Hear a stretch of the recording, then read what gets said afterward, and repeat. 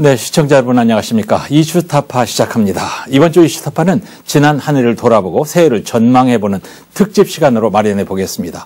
울산을 누구보다 많이 알고 있는 울산매일 편집국장 김진영 이사와 오늘도 함께합니다. 김 이사님, 네, 지난 한 해 동안 좋은 내용으로 방송을 잘해줘서 감사하고요. 네, 올해도 새해에도 잘 부탁드리겠습니다. 예, 네, 감사합니다. 지난해 울산은 민선 8기가 시작되면서 꽤 많은 변화가 있었습니다. 네. 한 해를 쭉 한번 정리를 해보고요. 오늘 얘기 시작하죠. 네, 그 울산시 같은 경우에는 지난 6월 달에 네. 지방선거를 통해서 이 지방정부가 완전히 교체를 했습니다. 네네. 그 이후에 하반기에 새로 만드는 위대한 울산, 이것을 캐치프레이즈로 해서 새로운 미래를 위한 밑그림을 그리고 있는 상황입니다. 네. 특히 지난 한 해 2022년은 공업센터 지정 60년이었는데요.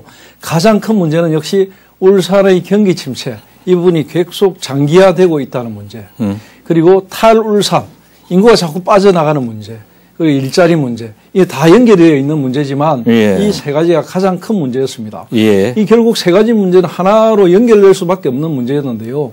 민선 8기에서도 바로 이 부분을 해결하기 위해서 산업 기반을 확충하고 예. 일자리를 늘리고 탈울산 문제를 해결하기 위한 고민이 지금도 진행 중이고 새해에도 이 부분을 가지고 중점을 둔 여러 가지 시책을 준비하고 있는 상황입니다. 예, 6개월밖에 반년밖에 안 됐지만 성과도 있었습니다. 눈에 보이는. 네네. 이제 민선 8기 출범하고 큰 업적이 몇 가지 있었는데 그중에 현대자동차, 전기차, 울산 공장을 다른 지역으로 가려고 하는 것을 뭐 주저앉혔달까 붙잡았단 말이죠. 이거 큰 거고, 그 다음에 S51이 샤안 프로젝트라고 해서 10조 원 넘는 뭐 9조 얼마인가 10조 원 가깝죠. 예. 대단한 투자를 하도록 해서 이런 좋은 성과, 대단한 성과를 냈습니다. 맞습니다. 네. 방금 말씀하신 두 가지 굉장히 의미 있는 일이고요. 결국은 네. 투자 유치하고 일자리 창출, 이 부분이 예. 침체된 울산을 다시 뛰게 만드는 원동력. 네. 바로 이 원동력이라는 게 김두겸 시장의 철학인데요. 바로 이 부분을 위해서 민선 8기 울산시는 모든 어떤 전략을 집중하고 있는 상황입니다. 예. 반면에 이제 1호 공약이라고 했던 이제 개발 제한 구역 해제 문제 네. 열심히 지금 뛰고 있거든요. 그런데 이제 타 지자체들도 이제 울산시에다가 슬쩍 숟가락을 얹기 하는 그런 분위기가 좀 있어서 네. 숨고르기가 불가피한 상황이고요. 종합대학 유치라는 이 부분도 사실은 이제 현실적인 벽이 굉장히 높고 네. 물 문제라든지 이런 부분들도 앞으로 좀 장기적으로 접근해야 되는 네. 그런 과제가 되고 있는 상황입니다. 예. 지금 우리가 얘기하는 개발 제한 구역 해제 문제, 이게 참 큰 이슈인데 지금 상황 어떻게 진행되고 있습니까? 상당히 그 연말에서도 이 그린벨트 문제는 굉장히 급박하게 돌아갔는데요. 울산시 같은 경우에는 지역 최대 현안으로 이제 개발 제한 구역 해제 문제를 이야기하고 있는데 예. 부산하고 경남하고 이제 손을 잡아가지고 정부의 제도 개선 이 부분을 방안을 만들어서 정부에 설득하겠다. 예. 이런 시점이 되어가고 있습니다. 특히 울산시 같은 경우에는 전면 해제라든지 이런 권한 이양이라든지 이런 제도 개선 방안은 물론이고 개선 후에 효율적인 관리 방안 이런 방안까지 담아서 개발 제한구역 해제 속도를 내겠다. 그러니까 어떤 근거를 갖춰서 정부를 설득하겠다. 이런 예. 입장에 있습니다. 예. 이제 김두겸 시장이 이 문제에 대해서 연말과 연초에 여러 언론의 구체적인 입장을 지금 밝히고 있지 않습니까? 네, 맞습니다. 알고 계시죠? 네. 김 시장 같은 경우에는 기회가 있을 때마다 그린벨트 문제를 지역 최대 현안으로 이야기를 하고 있는데요. 네. 울산의 그린벨트가 도심의 중심부를 흐르는 예. 가로지르는 예, 그런 어떤 갈라놓는 어떤 비무장지대처럼 만들어 버렸기 때문에 균형 발전의 걸림돌이 되고 투자 유치 등에도 장애가 된다. 예. 하도 이야기를 많이 하고 이 웬만하면 이제 다 압니다. 그래서 지난 1973년에 지정된 그린벨트가 지금까지 발이 묶인 상황 그리고 예.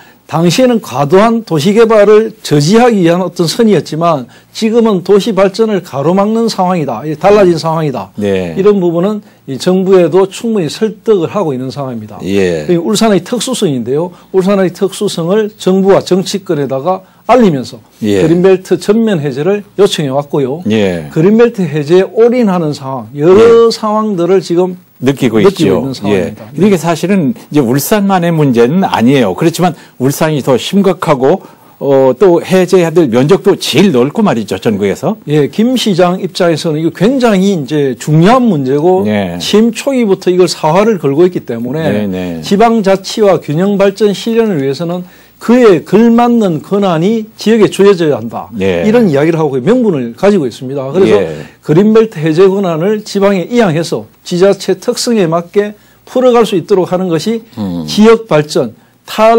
수도권 이런 것을 위해서도 가장 기본적인 것이고 예. 이를 위해 울산시는 부산과 경남 힘을 합쳐가지고 예. 전담팀을 꾸리고 예. 세 개 시도의 지비 관리 계획을 수립하는 방안까지 지금 여러 가지 머리를 짜고 있습니다. 네. 그래서 이제 그걸 구체적인 안을 만들어서 국토부에 제출하기로 했고요. 예. 울산은 이 같은 연계 방안과 별도로 지비 개발 기본 용역 이 부분도 지금 만들어서 예. 용역을 줘서 지금 구체화시키고 있는 상황입니다. 예.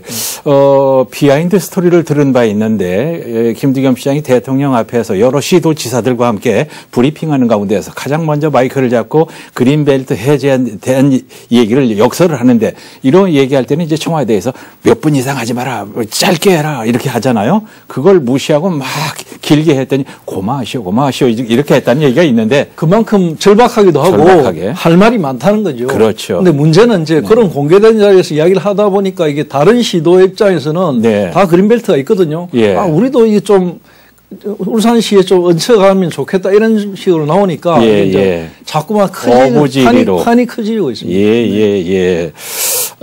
지난번에 이제 부산에 원희룡 장관이 와서 김 시장에게 힘을 실어주는 그런 발언을 했지 않습니까? 그렇습니다. 이것도 다 이제 대통령하고 교감된 얘기 아니겠습니까, 장관이? 예, 그렇습니다. 네. 사실은 국토교통부 같은 경우에는 실무진이 울산에 와가지고 이 그린벨트 현황도 자세히 살피고 왔고요. 예. 또 김두겸 시장을 비롯해서 울산시에서도 이걸 대정부 설득을 워낙 많이 했기 때문에 예. 어느 정도 교감은 있다 이렇게 봐집니다. 자, 그렇게 본다면은 새해는 어떤 형태로든 성과가 나타났듯 보이는데, 지난해 가장 두드러진 부분이 일단 투자 유치, 이거 아닙니까? 네네. 앞에서도 잠시 얘기를 했지만은 구체적으로 어떤 투자 유치가 지금 나타나고 있습니까? 아까 앵커님께서 말씀하신 그 부분들, 그러니까 예. 울산 같은 경우에는 김두겸 시장이 울산을 살리는 길은 바로 투자 유치다. 네. 그래서 투자 유치를 하면 일자리를 만들어낼 수 있다. 네. 이게 첫 번째 생각인데요. 이것을 가지고 취임 초기부터 울산 세일즈에 열심히 나섰고 기업 투자 유치를 위해서 관련제도 개선, 규제를 혁파하는 거 이런 것을 팔을 걷었습니다. 예. 그 결과물이 첫 번째 나타난 것이 바로 현대차 전기차 공장입니다. 네네. 이 울산의 현대차 전기차 공장을 신설하는 것, 2조 원 정도 투입되는 고려아연의 2차 전지 소재 생산 공장을 유치하는 것, 그리고 예. S-오일의 샤인 프로젝트 한 10조 가까이 되는 돈을 유치해가지고 대규모 투자에 나서는 것, 예. 이런 것이 사실은 그런 어떤 발빠른 행보 때문에 가능했다 이렇게 보입니다. 예. 여기에다가 울산의 현안인 개발 제한구역을 해제해가지고 이것을 연재해서 산업단지 부지를 확보한다. 산업단지 부지를 싼 값에 확보해야만 투자를 유치할 수 있기 때문에 가능하죠. 그런 부분에 대해서 집중적으로 연계해서 예. 논의를 하고 있는 상황입니다. 지난 얘기지만 현대차 울산 공장, 전기차 울산 공장 이게 만약에 다른 지역으로 날아갔다면 울산이 자동차의 메카인데 이게 말이 안 되죠. 정말 체면 구길 뻔했습니다. 말이 안 되는 것을 떠나서 예. 이게 잘못하면 이제 울산 공장은 자꾸 사장화되어 가는 공장이 되어버리기 때문에 예. 엄청난 문제가 됐을 겁니다. 그렇습니다. 지금은 전기차, 수소차 시대인데 말이죠. 이제 전기차나 2차 전지는 이미 우리가 알고 있는 내용이고요. 샤인 프로젝트, 저 이제 방송 준비하면서 사실 처음 들었는데 이거 뭔가요? 샤힌 프로젝트인데, 샤힌 프로젝트인데 S-오일의 대주주인 사우디아라비아의 아람코가 울산 온산 국가산업단지에 2026년까지 9조 2,500억 원 정도, 예. 약 10조 가까이를 투자해서 플라스틱을 비롯한 합성수지 연료로 쓰이는 고부가가치 석유화학 제품 생산 시설을 예. 여기에 짓는 겁니다. 그러니까 기름을 뽑아내는 공장이 아니고 이 석유화학 제품을 만들어내는 그런 복합 시설을 건설해서 고도화시키는. 네네. 그러니까 지역 경제 실질적으로 굉장히 활성화에 기여하는 것.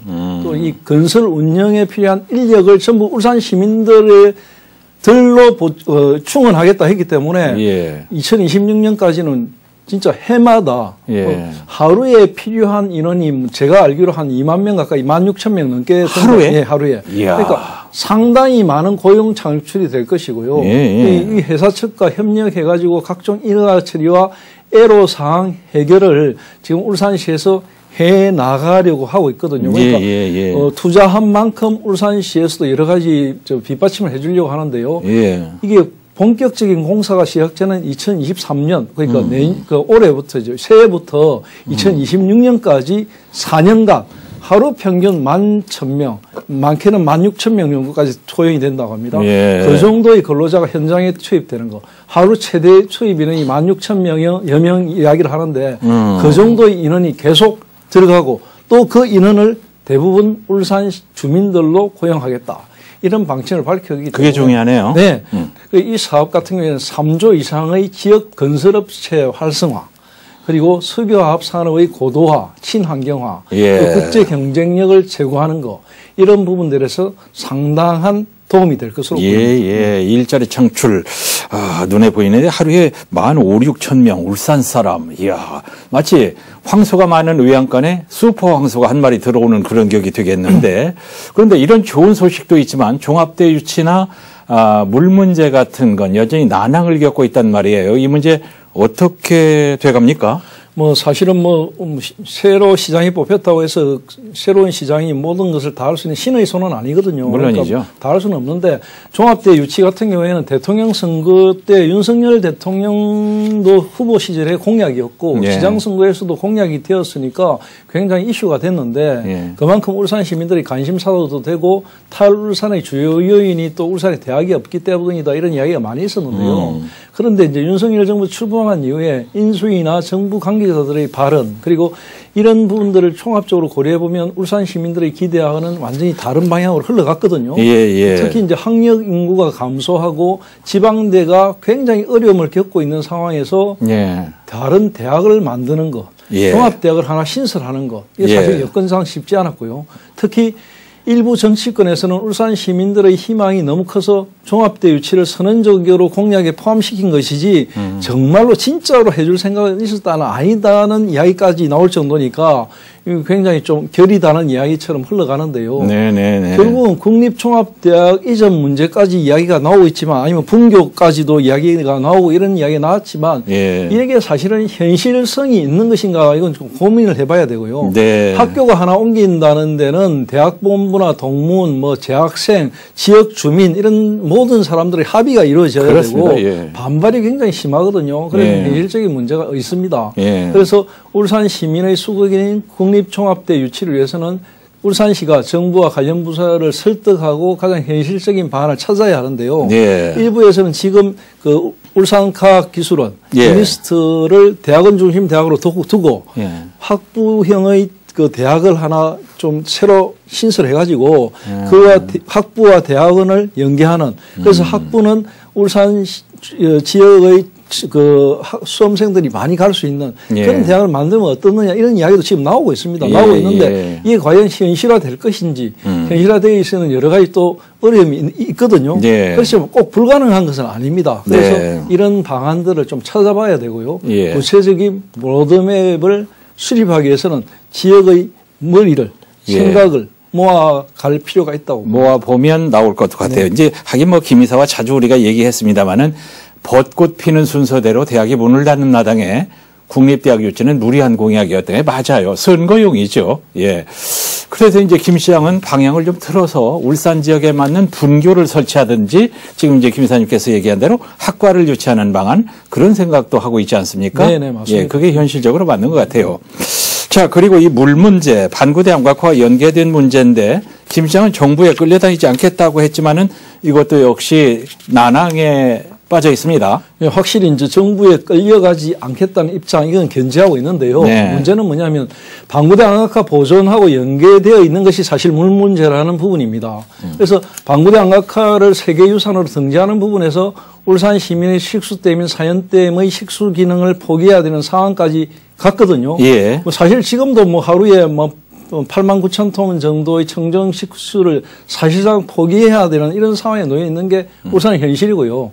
특히 그 사연댐 수위 같은 경우에는 48m 이하로 지금 강제 조정하기 시작한 것이 오래됐기 때문에 예. 하루에 49,000톤 정도의 식수를 강제로 흘려보냈던 게 사실입니다. 네. 그래서 지난 봄, 여름 이때는 굉장히 가뭄이 심했고 예. 이 가뭄이 심했기 때문에 낙동강 원수를 톤당 233원 정도를 주고 우리가 계속 사 먹고 예, 있었습니다. 예. 그런데도 낙동강 원수 의존율이 70% 이상이 됐지만은 정부에서는 그 물값을 한 푼도 보전해 주지 않았고요.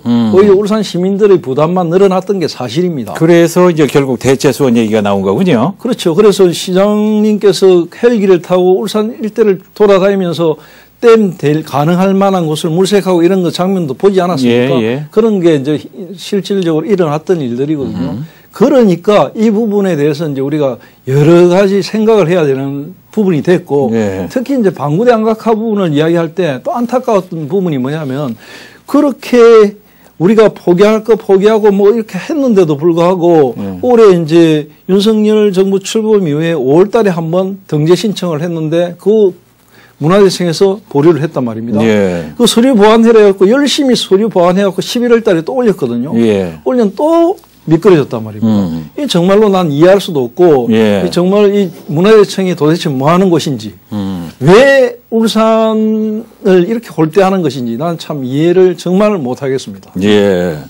이게 이제 열심히 준비한 게 맞습니까? 아니면 문화재청이 까탈을 부리는 겁니까? 열심히 준비한 게 맞습니다. 아, 맞습니까? 예, 열심히 예. 준비한 게 맞고요. 예. 사실 이게 문화재청에서 이야기하는 부분은 정말 좀 일종의 뭐라면 어깃장 놓기 이 정도로 아하. 사실은 보이거든요. 왜 그러냐면 예. 사실 이 세계유산 등재를 심사부류했던 부분은 그 울산시가 윤석열 대통령의 어떤 공약의 대곡천 안각화군의 세계유산 등재 이 부분이 들어있는 만큼 문화재청의 심의에 가속도가 붙을 것으로 보고 신청이 났을 거거든요. 예, 예. 그런데 지난 5월에 한번 미끄러졌고 지난 5월에 등재 신청서를 심의 보류 결정이 나면서 이 사실은 자료 보완을 열심히 했단 말입니다. 예, 예, 열심히 했는데 이 내용들을 가지고 다시 신청했을 때는 어느 정도 된다고 확신을 했거든요. 예, 예. 확신을 했는데 이걸 또 보류를 시키니까 예. 야 이게 뭔가 이런 생각이 듭니다. 근데 보류 사유들 보면은 예, 예. 보류 사유가 또 뭐 아주 명확하게 그런 게 아니에요. 한마디로 말해갖고 원점 재검토 비슷한 이야기가 나옵니다. 왜? 뭐 이게 방구대 안각화의 수위를 낮추고 이런 부분이 좀 불확실하다 이런 예. 이야기거든요. 예. 그럼 지금 불확실하다는 게 도대체 어디에서 근거된 것인지 물까지 포기하고 어쩌고 이런 다 대안을 넣어놨는데도 예. 뭐 도대체 뭐 어떻게 하자는 것인지 사실은 모르겠다는 예. 것이 지금 담당했던 사람들의 이야기입니다. 김 이사님 얘기를 듣기 전에는 무슨 일을 이렇게 엉성하게 해서 보류 결정을 받고 다시 보완하라 이런 지적을 받았나 하고 오해를 했는데 어깃장을 놓고 있다니 이거 진짜 짜증나네요. 그 문제는 뭐냐면 이제 이 보류했던 가장 결정적인 사유 중에 하나가 네. 물 문제에 대한 보존의 어떤 장기적인 지속성에 대한 확실한 검증 이런 이야기도 있지만 예. 또 하나의 문제는 뭐냐면 방구대 안각화가 가지고 있는 고유한 가치 부분에 대한 연구, 검증, 입증 이런 부분들의 노력이 좀 더 필요하다 이런 이야기거든요. 예. 그럼 사실 지금까지 그러면 1971년에 발견한 방구대 안각화를 예. 지금 51년이 됐는데 예. 발견한 지 51년 동안 문화재청은 도대체 뭘 했나 말입니다.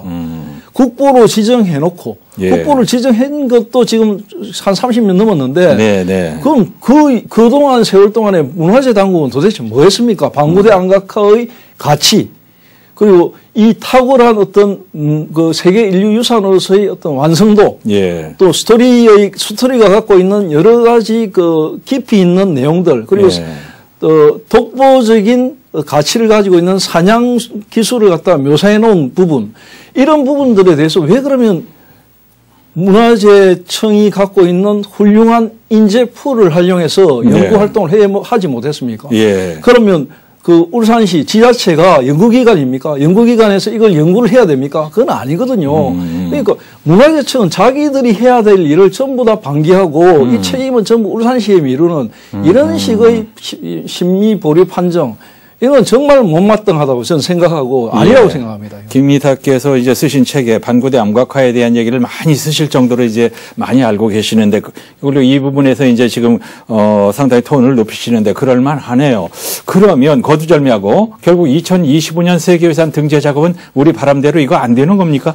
네, 지금 현실적으로 어렵죠. 예를 들어 울산시가 올해 안에 등재 신청 후보로 선정이 될 경우에는 2024년에 새해에 등재 신청 대상 선정을 추진하고 2024년도에는 유네스코 세계유산센터에 등재 신청서를 공식적으로 접수해가지고 2025년도에 세계의 모든 유네스코 관계자들이 모인 가운데 등재 평가를 결정을 받아내겠다. 이게 로드맵이거든요. 이 로드맵이 이제는 끝난 겁니다. 3년이나 남았는데도. 이게 한 해 미끄러지면 계속 어긋나게 되고요. 결국 세계유산센터에 접수하는 것 자체가 지금 안 되기 때문에 국내 절차에서 발목이 잡혀 있는 부분이 계속 반복될 수밖에 없는 상황이다. 그리고 또 한 해 한 개 정도를 신청을 하는데 반구대 안각화 말고 지금 순서를 기다리고 있는 후보들이 국내에도 많이 있거든요. 지자체마다 지금 다 준비를 열심히 하고 있거든요. 그러니까 이게 한번 미끄러지고 나면은 자꾸 늦어지는 겁니다.